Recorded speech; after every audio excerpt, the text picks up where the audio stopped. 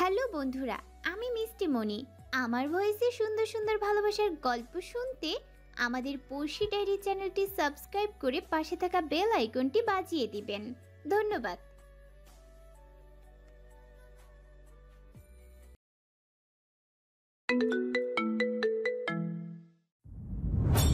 যখন আমেরিকা চলে আসো তখনই ভাইজান তার ব্যবসা বাণিজ্য সব দুবাই আমার কাছে ট্রান্সফার করে চলে আসে মীরাকে নিয়ে বাংলাদেশ থেকে। ভাইজান মীরা বাংলাদেশ থেকে আসতে চাইছিল না, কিন্তু তোমার স্মৃতিগুলো তাকে বাধ্য করেছে এখানে আসতে। খুব মিস করতো তোমাকে। আস্তে আস্তে ভাইজান অসুস্থ হয়ে পড়েন তোমার টেনশনে। অফিসিয়াল কাজগুলো ঠিক মতো করতে পারছিল না, বেশি অসুস্থ ছিল। তুমি তার সাথে কথা বলতে না, তাই এই জন্য আমি ভাইয়াকে বলে কয়ে দুবাইয়ে নিয়ে আসি। কিন্তু এখানে এসেও তোমাকে ভুলতে পারেনি ভাইজান। দিন দিন আরও অসুস্থ হয়ে পড়েন। ওষুধের উপরেই সে বেঁচেছিল বলা যায়। মীরাও ঠিক ভাইজানের মতো কষ্ট পেত তোমার জন্য। তাদের ভুল হয়েছে জানি, তবে এটা তোমার ভালোর জন্য করা হয়েছিল। কিন্তু তুমি তোমার জেদে অটুট ছিলে। এক মেয়ে ছিল দূরে, আর আরেক মেয়ে মৃত্যুর খবর শুনে তিনি। মাহিরা বাকিটা না শুনে খাবারের প্লেট সামনের দিকে ধাক্কা মেরে উঠে চলে যায় উপরে। শিরিনা বেগম পেছন থেকে ডাকতে গিয়েও মিজানুর রহমানের হাতের ইশারায় থামিয়ে দেয়। গেট লক করে বারান্দায় এসে দাঁড়ায় মাহিরা। দুহাত দিয়ে রেলিং শক্ত করে চেপে ধরে আকাশের দিকে তাকিয়ে থাকে। চোখ থেকে ঠিকই পানি ঝরছে, কিন্তু কান্নার আওয়াজ হচ্ছে না। কষ্টে বুকের ভেতরটা ফেটে যাচ্ছে, তবুও শব্দ করে কাঁদছে না। নীরবে চোখ থেকে টপ টপ করে পানি পড়ছে। কিছুক্ষণের মধ্যে নিজেকে স্ট্রং করে নেয়। রাগের আভা চেহারায় জল জল করছে। বারান্দা থেকে রুমে এসে রেডি হয়ে নেয়। কালো প্যান্ট, কালো গেঞ্জি, তার উপর হুডিওয়ালা জ্যাকেট, পায়ে পেন্সিল হিল জুতো, হাতে কালো রঙের গ্লাভস, মুখে কালো মাস্ক পরে তারপর একটি কালো রঙের বক্স থেকে P99AA610 পিস্তলটি বের করে পেছনের দিকে গুজে নেয়। নিচ থেকে না নেমে একটি দড়ি বেয়ে বারান্দা থেকে নেমে দেওয়াল টপকে বাসার বাহিরে বের হয়ে আসে মাহিরা। বাইক ছাড়ায় মাথায় টুপি দিয়ে হাঁটতে লাগলো তার গন্তব্যে, দ্য স্নেক গ্রুপ। নিহাল কিংকোবরার সাথে বসে ল্যাপটপ ঘাঁটছিল। ওমর রুমে। কিছুক্ষণ ল্যাপটপ ঘাটার পর নিহাল সোফা থেকে উঠে থাই গ্লাস খুলে বারান্দায় আসে। ঘাড়ে হাত দিয়ে এদিক সেদিক নাড়িয়ে নেয়। নিচের দিকে ভালো করে একবার লক্ষ্য করে নিল ও লোকেদের ওপর সবাই পাহারা দিচ্ছে। নিহাল থাই গ্লাস লাগিয়ে রুমে চলে আসে। কিংকোবরাকে তার রুমে রেখে এসে বিছানায় গিয়ে ঘুমানোর প্রস্তুতি নেয়, কিন্তু তার আগে মীরা ছবির ওপর একবার হাত বুলিয়ে নেয়। চোখ বন্ধ করে ফিল করতে থাকে মীরা ওর পাশে আছে। মাহিরা ইট পাটে পাটে ওপর তুলে দেওয়াল টপকে খুব যত্নে নিহালের বাড়ির ভেতরে প্রবেশ করে। ঘাসের ওপর কিছু পড়ার আওয়াজ শুনে একজন গার্ড এপাশে এসে খুঁজতে থাকে শব্দটা কিসে ছিল। মীরা তখন সেখানের গাছের পেছনে লুকিয়ে পড়ে। গার্ডটি যত এপাশে আসছিল মাহিরা তত ঘুরে এপাশে আসছে। গার্ড ওপাশে যাওয়ার পরপরই মাহিরা সেখান থেকে ভেতরের দিকে আসে। সেখানে এসেও একজন গার্ডকে দেখতে পায়। মাহিরা ওর পকেট থেকে একটি ইটের টুকরো বের করে পাশের ফুল গাছের দিকে ছুড়ে দিতেই খচ করে আওয়াজ হয়। গার্ডটি সেদিকে যেতে মাহিরা এক দৌড়ে বাড়ির দেওয়ালের পেছনে আসে। ওর পাশেই ছিল একটি জানালা, যেখান থেকে উকি দিয়ে দেখলো এটা কিচেনের জানালা। কিচেনের জানালা থেকে মাহিরা জানালা দিয়ে যত্ন সহকারে ভেতরে প্রবেশ করে। কিচেনের লাইট তখন নিভানো ছিল। বাহিরের আলো কিচেনে যেটুকু প্রবেশ করছিল তাতে সবকিছু স্পষ্ট না হয়েও এটা বোঝা যাচ্ছিল কোথায় কি আছে। মাহিরা ফ্রিজের কাছে এসে প্রথমত একটি আপেল বের করে পকেটে ঢুকিয়ে নেয়। তারপর সেখান থেকে বাহিরে উকি মারে। হলরুমে লাইট তখন জ্বালানো ছিল, গেট লাগানো ছিল। মাহিরার নজর পড়ে হলরুমের সিসি ক্যামেরার উপর। মাহিরা উকি মেরে দেখতে লাগলো কেউ আছে কিনা। কাউকে না দেখতে পেয়ে মাহিরা একটি চেয়ার দ্বারা উঁচু হয়ে সিসি ক্যামেরার মাঝখানের অংশে মুখ থেকে চুইংগাম বের করে লাগিয়ে দেয়। এখন মাহিরার টার্গেট নিহালের রুমে যাওয়া। মাহিরা আরামে সিঁড়ি বেয়ে উপরে ওঠে। নিহালের রুম লক করা ছিল। মাহিরা এটা দেখে বাঁকা হাসে। গেটে লক ছিল আধুনিক, তাই খুব সহজেই খোলা যাবে না, কিন্তু মাহিরার কাছে এটা কোনো ব্যাপারই না। মাহিরা ওর পকেট থেকে একটি লম্বা ছোট লোহার দণ্ড বের করে। সেটি দিয়ে অনায়াসে দরজার লক খুলে ফেলে। রুমে লাইট বন্ধ ছিল এবং ড্রিম লাইট জ্বালানো ছিল। মাহিরা খুব ধীর পায়ে রুমে প্রবেশ করে গেট লাগিয়ে দেয়। আগেই তো মাহিরা স্নেকের গুহায় প্রবেশ করেছিল, আর এখন তো স্নেক কিং এর খুব নিকট ছিল। কিন্তু এতে মাহিরার মনের মধ্যে ভয় ছিল না। লাইটের আলোয় যেটুকু দেখছিল তাতেই মাহিরা নিহালের বেডের পাশে আসে। পকেট থেকে রুমাল বের করে খুব যত্নে নিহালের নাকের থেকে 1 ইঞ্চি উপরে ধরে। কিছুক্ষণ ধরে রাখার পর মাহিরা বুঝতে পারে কাজ হয়ে গেছে। এবার মাহিরা রুমের সুইচ বোর্ড থেকে রুমের লাইট অন করে দেয়। নিহালের পুরো রুমটা এখন মাহিরার কাছে স্পষ্ট। সারা রুম লাইটের আলোয় ফকফকা হয়ে যায়। মাহিরা নিহালের দিকে তাকাবার আগে রুমের চারদিকে তাকিয়ে দেখতে লাগলো কোনো সিসি ক্যামেরা আছে কিনা। পকেট থেকে একটি ছোট্ট যন্ত্র বের করে দেওয়ালে ছুঁড়ে মারে। তারপর পাশের দেওয়ালে ছিল নিহালের বড় একটি ছবি ঝোলানো। তার পাশে আরো একটি ছবি ছিল, কিন্তু সেটি পর্দার কাপড় দ্বারা ঢাকা ছিল। সে ছবিটি দেখার প্রতি মাহিরার কোনো আগ্রহ ছিল না। মাহিরা এবার নিহালের বেড বরাবর একটি সোফায় পায়ের উপর পা উঠিয়ে বসে। পকেট থেকে সেই আপেলটি বের করে নিহালের দিকে তীক্ষ্ণ দৃষ্টিতে তাকিয়ে বড় একটি কামড় দিল। আপেলের বাকি অংশটুকু মাহিরা সেন্টার টেবিলের উপর রেখে দেয়। উঠে দাঁড়িয়ে পেছন থেকে পিস্তল বের করে নিহালের দিকে তাক করে ধরে। ঘাড় পেছন দিক থেকে ঘুরিয়ে নিয়ে ফের নিহালের দিকে তাকায়। গাম্ভীর্যের স্বরে বলে, চাইলেই তোকে শেষ করে দিতে পারি, কিন্তু না, আমি এটা করব না। তোকে মারলে মীরার খুনির কাছে আমি পৌঁছাতে পারবো না, কিন্তু যেদিন আমি মীরার খুনিকে পেয়ে যাব সেই দিন তোকে মরতেই হবে, তাও আমার হাতে। আজ ছেড়ে দিলাম তোকে। মাহিরা আগের ন্যায় পিস্তল গুজে রুমের লাইট অফ করে রুম থেকে বের হয়ে যায়। কিচেনে জানালা দিয়ে বের হওয়ার পর দুজন গার্ডসকে একসাথে দাঁড়িয়ে কথা বলতে দেখে। মাহিরা চুপি চুপি তাদের পেছনে এসে দাঁড়ায়। আস্তে করে দুজনের মাথায় গাঁটটা মারে, যার কারণে গার্ডস দুজন পেছনের দিকে তাকায়। মাহিরা এর সুযোগে সামনে ফুল গাছের আড়ালে লুকিয়ে পড়ে। গার্ডসরা পেছনে তাকিয়ে ওদের থেকে কিছুটা দূরে দাঁড়িয়ে কয়েকজন গার্ডসকে দেখতে পায়।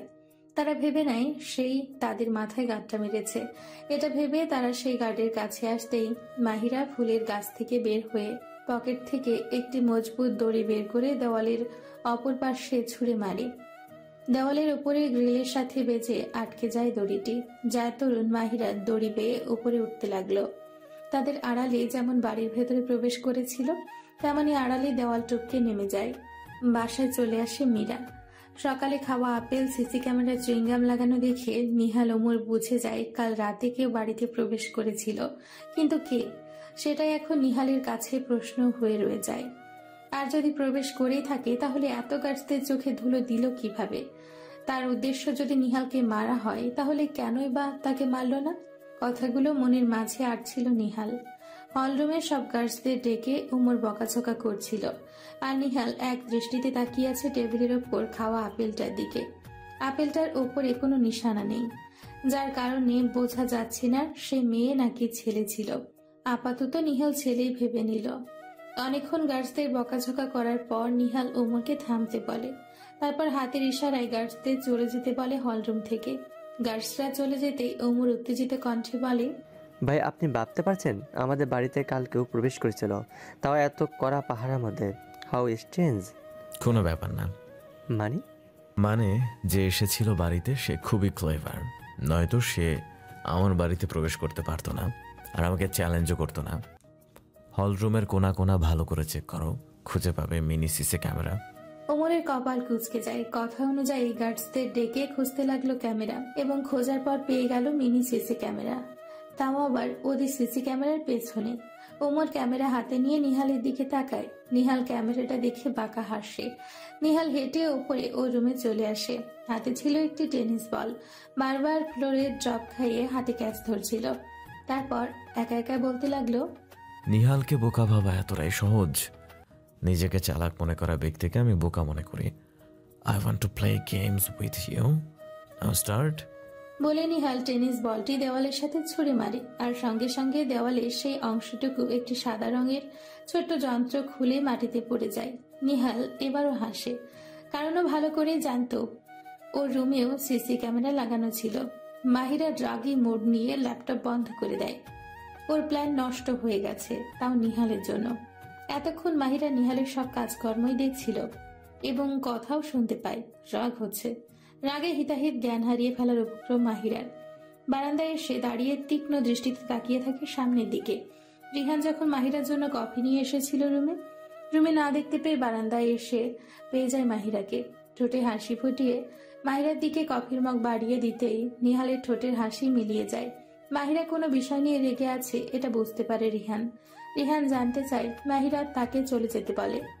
মাহিরার রাগ যে অতিরিক্ত মাত্রায় বেড়ে আছে সেটা রিহান বুঝতে পারে। কিছু না বলে বারান্দা ত্যাগ করে রিহান। ল্যাম্পপোস্টের স্বচ্ছ আলোয় রাস্তা আলোকিত। বারে বারে মৃদু বাতাসে চুলগুলো উড়ে এসে কপাল ছুঁয়ে যাচ্ছে। আকাশে আর চাঁদ নেই। তীক্ষ্ণ দৃষ্টিতে নিহাল দুটি লোকের উপর তাকিয়ে আছে, আর সেই লোক দুটি ছিল ভাল্লুকের কস্টিউম পরা। নিহাল অনেকক্ষণ ধরে সে বেঞ্চে বসেছিল। কিছুক্ষণ বসার পরেই সে ভাল্লুকের কস্টিউম পরা দুজন ব্যক্তি আসে। তাদের দেখে নিহাল তাদের উপরে দৃষ্টি স্থির করে।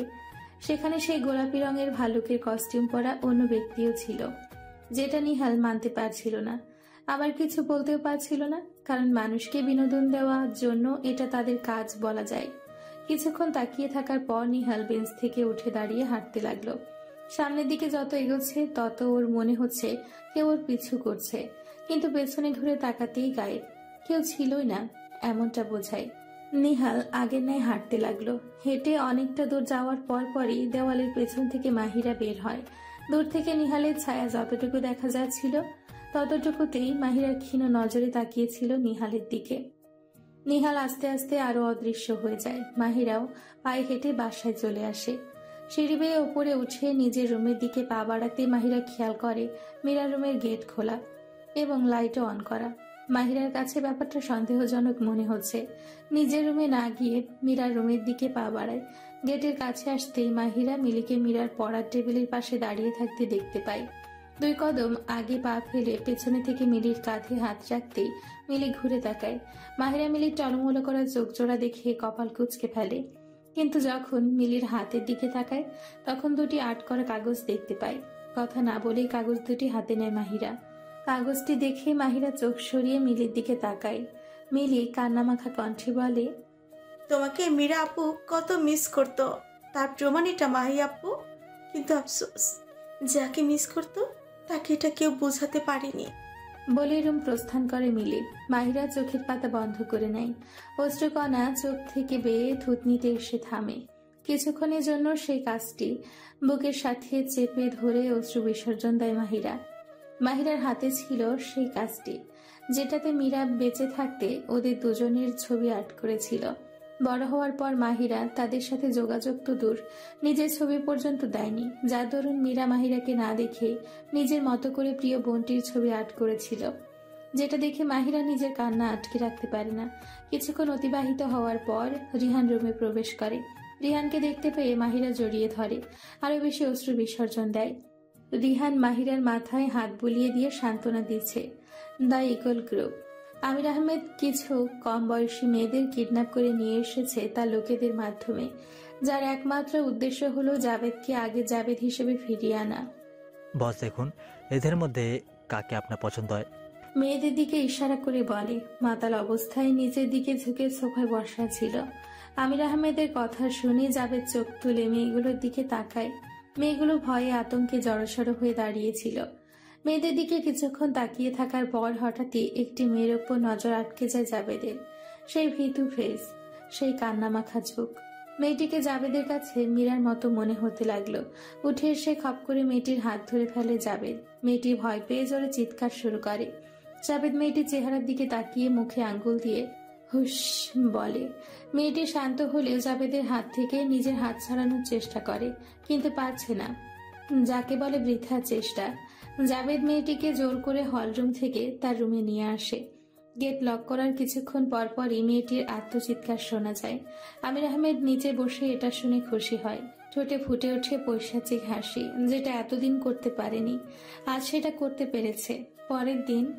মিলি মিলি মিলি আমার কথাটা একটু শোনো প্লিজ। মিলি, দূরে থাকতে বলেছি আমার কাছ থেকে। কথা কি আপনার কানে যাচ্ছে না মিস্টার ওমর খান? প্লিজ মিলি, একটু বোঝার চেষ্টা করো। মীরা খুনের পিছনে। সঠিক বেঠিক কথা আমি শুনতে চাই না, আমাকে আমার মতো থাকতে দিন আর নিজের রাস্তা মাপুন। প্লিজ মিলি। ওমরের করুণ কণ্ঠের স্বর মিলিকে কেন জানি কাবু করে দিচ্ছে।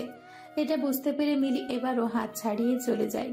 ওমর এবারও হতাশ হয়ে দাঁড়িয়ে থাকে, মাথাটা নিচের দিকে নামিয়ে হাঁটতে লাগলো। আজ ওমর গাড়ি নিয়ে আসেনি, নিহালের মতো ছদ্মবেশে হেঁটে হেঁটে এসেছে ভালোবাসার মানুষটিকে মানানোর জন্য, কিন্তু ওমর ব্যর্থ হয়েছে। অন্যমনস্ক হাঁটছিল ওমর, ছোট্ট একটা নীরব একটি গলি দিয়ে হাঁটছে সে। হঠাৎই ওমরের পেছন থেকে কেউ ওর মাথায় কালো কাপড় দিয়ে ঢেকে ইচ্ছে মতো মারতে লাগলো। ওমর এমন পরিস্থিতিতে জ্ঞানশূন্য হয়ে পড়ে, বারবার সেই ব্যক্তিটিকে সরানোর চেষ্টা করছে, কিন্তু সেই ব্যক্তি প্লাস পয়েন্ট হিসেবে ওমরের মাথার কাপড়টা জোরে চেপে ধরে, যার কারণে ওমর কাপড়টা সরানোর চেষ্টা করছে, কেননা ওমরের নিঃশ্বাস নিতে কষ্ট হচ্ছে। কিছুক্ষণ ওমরের চেহারায় ঘুষি ও পিঠে উত্তম মাধ্যম দেওয়ার পর সেই ব্যক্তিটি ওমরকে ধাক্কা মেরে মাটিতে ফেলে দেয়। ওমর মাটিতে ধপাস করে পড়ে যায় এবং দ্রুত মাথার কালো কাপড়টা সরিয়ে ডানে বামে উপরে নিচে তাকায়, হয়তো যে ওকে মেরেছে তাকে খুঁজছে। কিন্তু সেখানে লোকজন ছিল না বিধায় ওমর কাউকেই দেখতে পেল না। তারই পাশে ছিল মেন রাস্তায় যাওয়ার ছোট্ট একটি সরু রাস্তা। ওমর দেরি না করে উঠে দাঁড়িয়ে সেই সরু রাস্তা দিয়ে দৌড়ে বের হয়ে মেন রাস্তায় আসে। এখন ওমর গুলিয়ে ফেলেছে, কারণ সেখানে অনেক মানুষই ছিল। কেউ হাঁটছে, কেউ পাশের দোকান থেকে জিনিস সামগ্রী খরিদ করছে, আবার কেউ ফোন টিপতে টিপতে রাস্তা দিয়ে হেঁটে যাচ্ছে। ওমর এদিক সেদিক তাকিয়ে সেই ব্যক্তিকে খুঁজছে, কিন্তু কে সে সেটা ওমর জানে না। তাই সেই ব্যক্তিকে না পেয়ে কিছুটা ক্ষোভ নিয়ে সেখান থেকে চলে যায়। ওমর সেখান থেকে যাওয়ার পর একটি মেয়ে পাশের দোকান থেকে বের হয়ে আসে। মেয়েটি আর কেউ ছিল না, বরং মাহিরাই ছিল। এক হাত দিয়ে অন্য হাতের কবজি ডলতে ডলতে হাঁটছে। মাহিরার ওমরকে মারার কারণ ছিল মিলির সাথে জোর জবরদস্তি কথা বলছিল, হাত ধরেছিল, তাই ঘুষি কয়টা বেশ জোরে সোরে দিয়েছিল, তাই হাতের কবজি ডলছে মাহিরা। The snake group. দুপুরের খাবার খাচ্ছিল নিহাল ওমর একসাথে। প্রথমত ওমর পরে খাবে বলেছিল, কিন্তু নিহালের ডাকার কারণে খেতে বসে। ওমর বারবার নিজের চেহারা নিহালের কাছ থেকে লুকানোর চেষ্টা করছে, কিন্তু ওমর ব্যর্থ। নিহাল খাবারের প্লেটের দিকে তাকিয়ে খাবার নাড়াচাড়া করে বলে, দিন দুপুরে কোনো অচেনা লোকের দ্বারাই ধোলাই খেয়েছ, এটা আমার জন্য অপমানের বিষয়। নিহালের কথা শুনে ওমরের খাবার গলাতে আটকে রয়। এত চেষ্টা করেও পারল না নিহালের নজর এড়াতে। মার খাওয়ার চেয়ে এখানকার বিষয়টা ওমরের কাছে বেশি লজ্জাজনক ব্যাপার হয়ে দাঁড়িয়েছে। নিহাল খাবার মুখে দিতে দিতে বলে, বাড়িতে প্রবেশ করার সময় তোমার চেহারা দেখে বুঝতে পেরেছিলাম কারো হাতে ধোলাই খেয়েছ। বাই দ্য ওয়ে, চেহারার নকশা ডাক্তার ডেকে দ্রুত ঠিক করে নিও। কথাটা শুনে ওমর মাথায় এদিক সেদিক দোলালো। নিহাল টিস্যু দিয়ে মুখ মুছে টেবিল ছেড়ে উঠে যায়। ওমর দত্তের দাঁত চেপে বসে আছে। খুব রাগ লাগছে সেই ব্যক্তির উপর যে ওকে কেলিয়েছে। মাহিরা ওর রুমে বসে ল্যাপটপ ঘাঁটছিল। তখনই রিহান এসে মাহিরার পাশে ধপ করে বসে উকি মেরে দেখতে নিলে মাহিরা ল্যাপটপ বন্ধ করে দেয়। উফ, দেখলে কি সমস্যা? সমস্যা আছে। সেটাই তো, কি সমস্যা বল? ঘুষি খাবি নাকি এমনিতেই যাবি এখান থেকে? এটা ছাড়া আর কি বা পারিস? অনেক কিছু দেখবি। না রে বোন, দেখার ইচ্ছে নেই। তাহলে রুম থেকে যা। মাহি, আমি একটা কথা ভাবছি। কি কথা? নিহাল তো জানে না যে তুই মীরার যমজ বোন।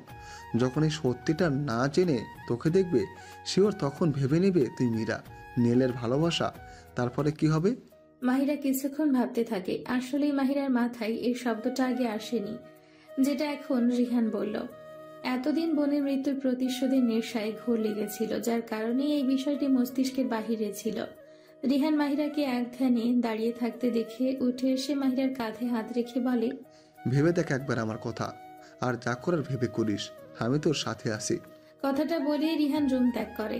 মাহিরা ধীর গতিতে আলমারির সাথে মিশে রিহানের বলা কথাটা ভাবতে থাকে। নিহালের চোখ, ঠোঁট ঘায়েল করা সেই ঠোঁটের হাসি, ড্যাশিং লুকের কথা ভাবছে মাহিরা। কিন্তু পরক্ষণেই গলার স্বর ভারী করে বলে, তোর এই ড্যাশিং লুকের পিছনে একটি খুনি লুকও লুকিয়ে আছে, যেটা সবার কাছে অজানা, তবে আমার কাছে না। আজ সকালেও নিহালের দুজন লোকের মৃতদেহ উদ্ধার করেছে পুলিশ। আজকে দুজনকে নিয়ে মোট 12 জন লোক মারা গেছে। ওমর বেশ চিন্তিত, কিন্তু নিহালকে তেমন একটা চিন্তিত দেখাচ্ছে না। হলরুমের সোফার সাথে ঠেক দিয়ে দাঁড়িয়ে বারে বারে নিহালের দিকে তাকাচ্ছে, আর নিহাল কুল মুডে এসিপি রনকের সাথে কথা বলছে। তার লোকেদের কারা মারতে পারে, কে এসব করছে এই বিষয় আলাপ করছে। দুজনের মাঝে অনেকক্ষণ কথোপকথন হয়। তারপর এসিপি রনক নিহালের কাছ থেকে বিদায় নিয়ে চলে যায়। নিহাল বসা থেকে উঠে দাঁড়ায়। ওমর তখনও তার দৃষ্টি নিহালের উপর স্থির করে রেখেছিল। নিহাল সিঁড়িতে এক পা রেখেই থেমে যায়। ঘাড় হালকা পেছনের দিকে নিয়ে ওমরের উদ্দেশ্যে বলে, কানাডা যাব, ইমিডিয়েটলি টিকিট বুক করো। নিহাল ওমরের উত্তরের অপেক্ষা না করে উপরে চলে আসে। ওমর বলতে গিয়েও থেমে যায়। রাতে মাহিরা সেই আগের বেশে নিহালের বাড়ির ভেতরে প্রবেশ করে। আগের চেয়ে বাড়িতে গার্ডস বেশি ছিল আজ, কিন্তু তাতে কি? মাহিরা সেদিনের চেয়ে আজকে আরো সতর্কতার সাথে ভেতরে আসে। আজ কিচেন থেকে সোজা ওমরের রুমের পাশে আসে। হলরুমের ক্যামেরা দেখিয়েও মাহিরা তেমন কোনো প্রতিক্রিয়া করে না। সোজা সাপটা ওমরের রুমের সামনে এসে দাঁড়ায়। ভেতর থেকে কিছু কথা ভেসে আসছে। এতে মাহিরা ক্লিয়ার হয় নিহাল কানাডা যাবে। মাহিরা সেখানে দাঁড়িয়ে কিছুক্ষণ ভেবে আগের ন্যায় সাবধানে বাড়ি থেকে বের হয়ে আসে। রাস্তা দিয়ে হাঁটার সময় কিছু একটা ভেবে ঠোঁটে রহস্যময় হাসি ফুটিয়ে তোলে। পরের দিন নিহাল ওমর বিকেলের দিকে দুবাই থেকে কানাডায় আসে। এখানে কয়েকদিন থাকার জন্য একটি নিউ প্লট কিনে নেয়। প্লটটি বেশ বড়সড় না হলেও দেখতে বেশ সুন্দর ছিল। রুমের সাথে সংযুক্ত বড় একটি বারান্দাও ছিল। নিহাল বারান্দায় দাঁড়িয়ে চারিদিকটা পর্যবেক্ষণ করে নিল। তারপর প্যাকেট থেকে সিগারেট বের করে মুখে পুরে নিয়ে লাইটার দিয়ে আগুন জ্বালিয়ে ধোঁয়া ওড়াতে লাগলো।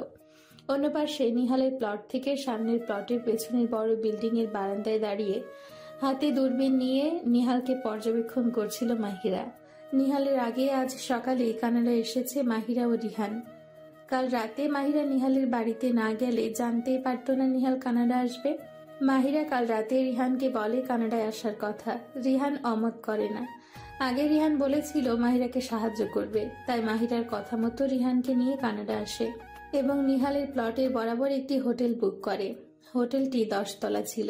মাহিরা আর রিহান 4 তলায় রুম বুক করে, যার কারণে খুব সহজেই বারান্দা দিয়ে রিহানের প্লটটি দেখা যায়। রিহান কোল্ড কফি নিয়ে মাহিরার পাশে দাঁড়িয়ে বলে, নিহাল কি করছে? সিগারেট ফুঁকছে। দূরবীন দিয়ে নিহালকে দেখতে দেখতে উত্তর দেয় মাহিরা। আচ্ছা, আমাদের কি এখানে আসাটা ঠিক হলো? মম ড্যাড কিন্তু অনেকবার নিষেধ করেছিল এখানে আসতে, কিন্তু তারপর আসলাম। চিল বুড়ো, মাহিরা এখানে আছে। আমার থেকে বিপদ 1 মাইল দূরে থাকে। I know.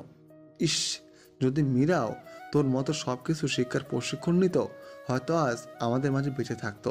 মাহিরার মনটা খারাপ হয়ে যায় রিহানের কথা শুনে। দূরবীনটি নিচের দিকে নামিয়ে আকাশের দিকে তাকায়। দিলাম তো মন খারাপ করে, সরি রে।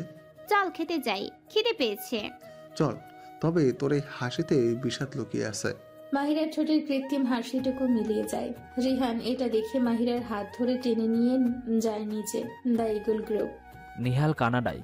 কথাটা মুখে উচ্চারণ করে পৈশাচিক হাসি ফুটিয়ে তুলে জাবেদ। এখন জাবেদ অনেকটা স্বাভাবিক হয়েছে। আগের মতো মীরার কথা মনে করে না, তবে পুরোপুরি মীরাকে ভুলেও যায়নি। আমির আহমেদ বলে, এখন নিহালকে শেষ করে দিলে ভালো হবে। যেহেতু আমাদের শহরে এসেছে, খুন করতেও সমস্যা হবে না আমাদের। উফ, এত তারা কিসের? সবে তো এলো, কিছুদিন যাক না। নিহাল নিশ্চয়ই আমাকে খুন করতে এসেছে। তবে নিহাল এটা জানে না এই কানাডা শহর আমার দখলে, এখানে আমার শাসন চলে। কিন্তু তারপরেও নিহালকে মারাটা খুব জরুরি মনে করি। মারবো তো বটেই। আমাদের কিছু লোক নিহালের ফ্ল্যাটের সামনে নজর রাখার জন্য পাঠিয়ে দাও। জি বস। কানাডায় নিহালের 2 দিন কেটে যায়। এই 2 দিনে জাবেদ নিহালের ওপর কোনো প্রকার আক্রমণ করেনি। বড়ই ভাববার বিষয়।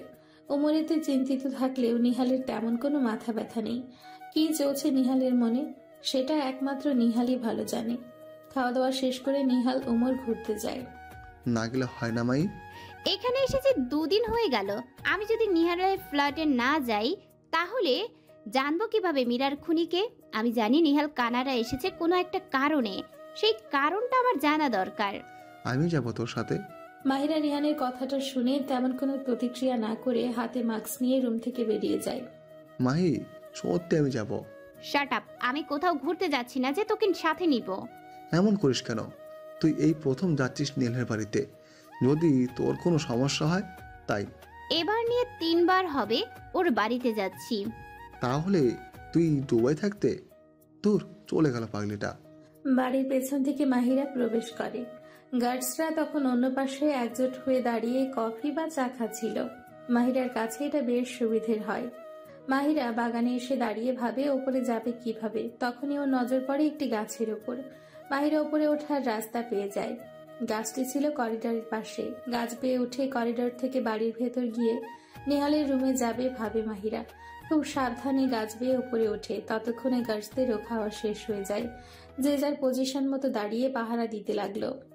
মাহিরাও তখন উপরে উঠে করিডোরে এসে কেবল দাঁড়ায়। করিডোরে দাঁড়িয়ে গার্ডসদের দিকে একবার চোখ বুলিয়ে নিল। তারপর করিডোর থেকে ভেতরে চলে আসে।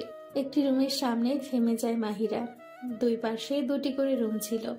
মাঝখানে ছিল বড় ড্রয়িং রুম। মাহিরা বাম পাশের রুমগুলোর দিকে তাকিয়ে ভালো করে পর্যবেক্ষণ করছে।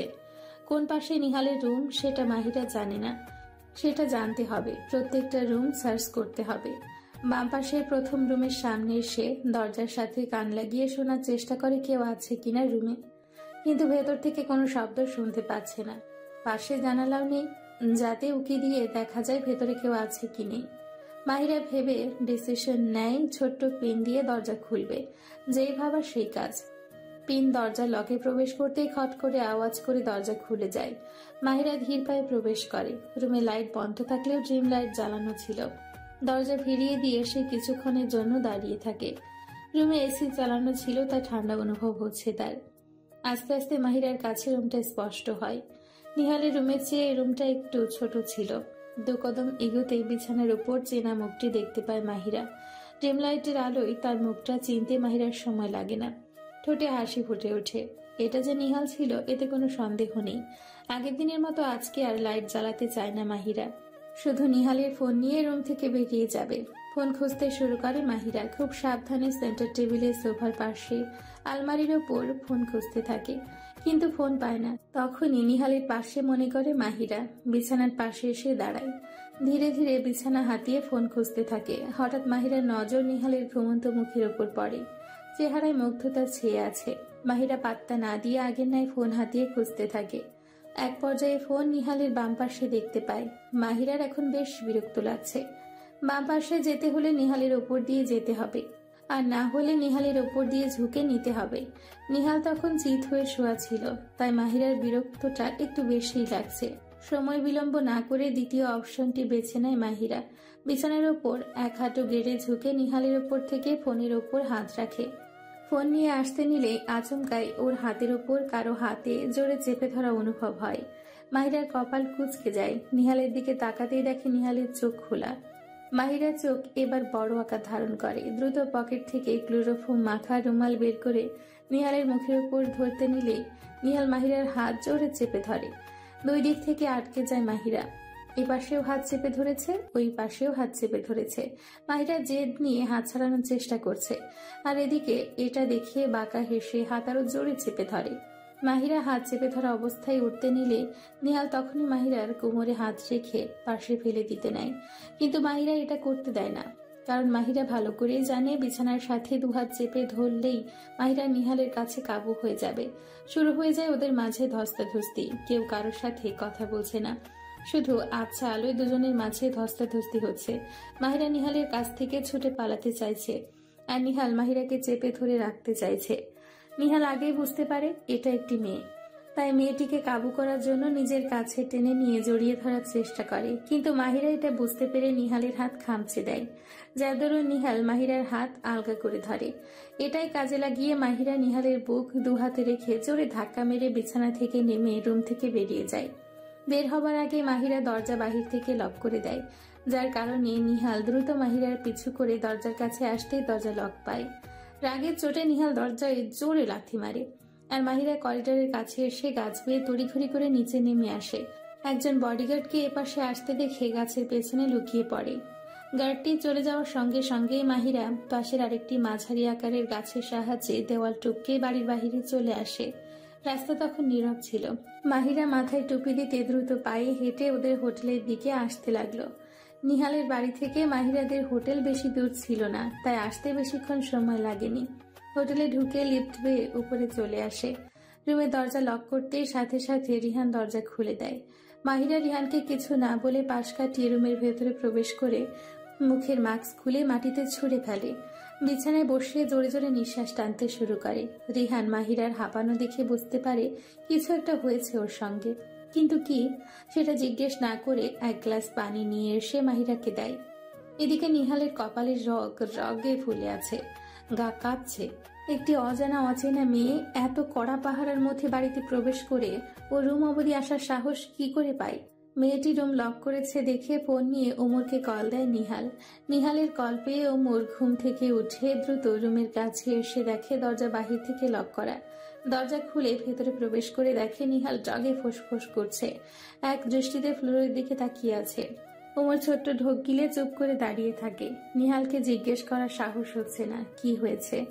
প্রতিদিন স্লিপিং পিল খেয়ে ঘুমালেও আজ নিহাল স্লিপিং পিল খায়নি, তাই বিছানায় শোয়ার পর কিছুতেই ঘুম আসছিল না। হঠাৎই খট করে একটা শব্দ নিহালের কানে ভেসে আসে। চোখ মেলে গেটের দিকে তাকাতেই দেখতে পাই দরজা আস্তে আস্তে খুলে যাচ্ছে। গেট আরেকটু খুলে যাওয়ার পর কালো আবছায়া দেখতে পায় কারোর। ছেলে না মেয়ে সেটা বুঝতে ঠিক পারছিল না। নিহাল দ্রুত চোখ বন্ধ করে নেয়। সারা রুম জুড়ে যখন পায়চারি করছিল তখন নিহাল ঘুমের ভান ধরে চোখ বন্ধ করে রেখেছিল। কিছু একটা খোঁজার বাহানায় যখন বিছানার উপর হাত দেয় তখন নিহাল বুঝতে পারে হয়তো ওর ফোন খুঁজছে। আর যখনই এপাশে হাত দিয়ে ঝুঁকে ফোন নেবার চেষ্টা করে তখনই নিহাল তার হাত ধরে ফেলে এবং হাত ধরে বুঝতে পারে এটা একটি মেয়ে। কানাডায় আসার আগে দুদিন যে ওদের বাড়িতে এসেছিল সেটা মেয়ে না ছেলে ছিল ঠিক জানতে না পারলেও আজ ঠিক বুঝতে পেরেছে এটা মেয়ে। ভাই কিছু হয়েছে? বাইরের ড্রয়িং রুমের সিসি ক্যামেরা চেক করো, আনসার পেয়ে যাবে।